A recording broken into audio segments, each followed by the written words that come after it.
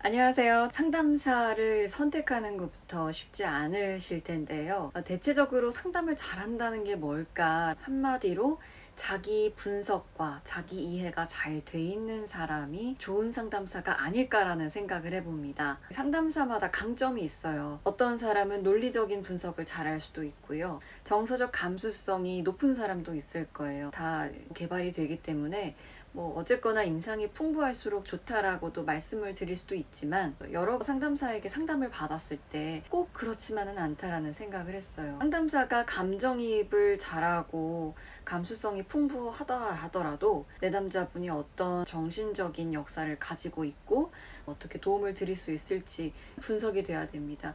감정의 역동을 통해서 일련의 인과관계가 형성이 된다고 생각해요. 논리적 분석도 마찬가지죠.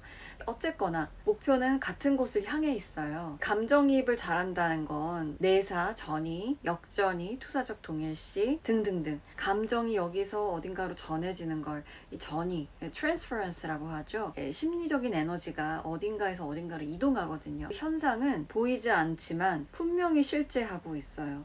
그 역동을 잘 파악할수록 감정이입도 분석도 해보고, 이 보이지 않는 영역에 대한 인지가 잘 될수록 상담할 때 도움이 되는 것 같아요. 삶의 경험이 풍부한 것도 상담사에게 강점으로 작용할 거예요. 이를테면 학창시절에 많은 고민을 했다든가, 어릴 적에 가족관계가 좋지 않았는데 트라우마가 심하게 있었는데 극복해본 경험이 있다든가, 결혼을 하고 육아를 하고 은퇴를 하고 등등등, 이런 발달 주기에 따른 그 사람에게 정해져 있는 정체성의 과제를 잘 밟고 통합을 해간 사람일수록 상담사로서 많은 성숙성을 갖고 있을 거란 생각도 합니다. 하지만 이렇게 나이가 먹고 한다 하더라도 자기 분석과 자기 이해가 충분히 돼 있지 않으면, 특히 상담사의 경우에는 내담자에게 효과를 줄 수 없을 때가 많습니다. 예를 들어 결혼을 하고 자녀를 낳고 기질적인 요인에 의해서든 후천적인 환경의 요인에 의해서든 우울증을 겪은 상담사가 있다고 합시다. 그런데 그 우울증이 단순히 어떤 생리학적인 요인이 아니고 깊은 자신의 가족사에서 온 우울에서 비롯된 게 훨씬 크다고 한다면, 그걸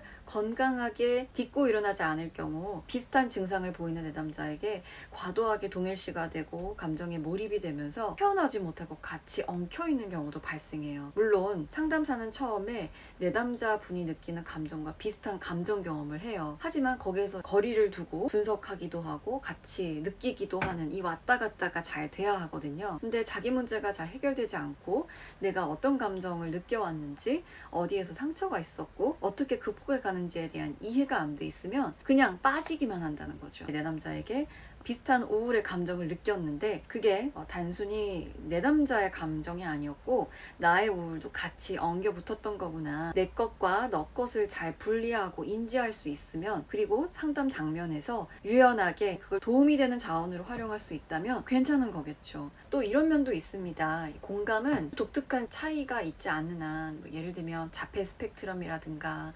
발달상의 어려움이 있다든가, 유전적 소인이 사이코패스처럼 독특하다든가, 이런 경우가 아니라면 인류에게는 보편적인 공감의 능력이 있어요. TV 프로그램 같은 데서 누군가가 자신의 얘기를 했을 때 같이 울기도 하고, 감정은 전염성이 강해서 금세 그게 회자가 되면서 소문도 나잖아요. 감정의 전염성이라는 건 어마어마합니다. 그만큼 보편적이라는 거죠. 그래서 상담사는 내담자와 상담 안에서 이 분이 그 감정을 느끼기까지의 과정을 면밀하게 잘 들여다보고 했을 때 그 감정이 무엇 때문이고 무엇인지를 알 수 있습니다. 이런 것들을 결정하는 요소는 상담사의 타고난 정서적 감수성이 또 발휘가 될 수도 있고요. 논리적인 분석력도 있을 수 있고, 또 이 상담의 종류도 여러 가지예요. 단기 상담, 정신분석, 대상관계 이론, 인지행동치료, 게슈탈트 등등등등 아주 다양한데요. 이 이론의 접근에 따라서도 상담의 느낌, 결이 다를 수 있어요.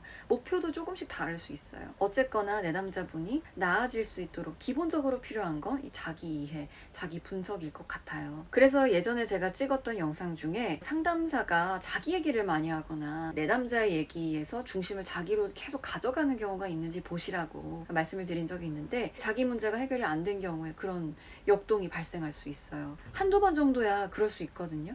그게 치료의 과정에서 필요할 때가 있습니다. 하지만 여러 번 그런 일이 발생한다고 한다면 건강한 상담이 이루어지고 있다고는 볼 수 없을 것 같아요. 요즘 정신건강에 대한 이해가 아주 높아져서 글과 영상 저도 접하고 있는데요. 그게 상담이라고는 또 말씀드릴 수가 없거든요. 진단 영역에 더 가까울 것 같아요.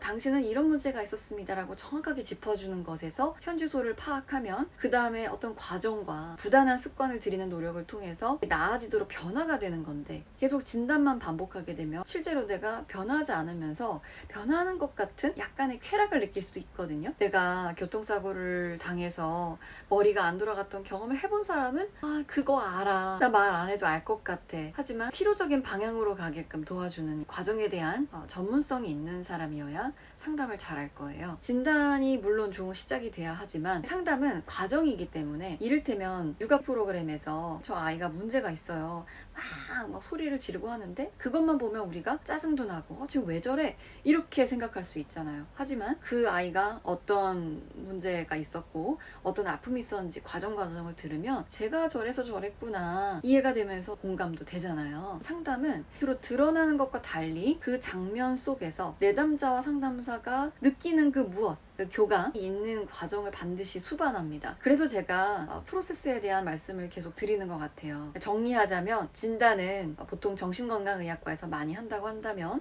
상담사들은 마음속으로 진단은 하겠죠. 겉으로 드러나는 건 대화입니다. 언어적인 대화, 도구를 활용한다든가 남들이 봤을 때는 수다처럼 들릴 수 있어요. 하지만 그 속에서는 내담자의 마음에 어떤 변화가 일어나고 있고 역동이 있는 거죠. 상담은 아주 실제적인 영역이기 때문에 저는 PT가 아주 좋은 비유가 된다고 생각하는데, 또 마음 PT라는 표현을 쓰는 상담사 동료도 있는데요. 운동을 어떻게 해야 되나요? 아픈 부위가 지금 어떻게 되는데 어떻게 고쳐야 될까요?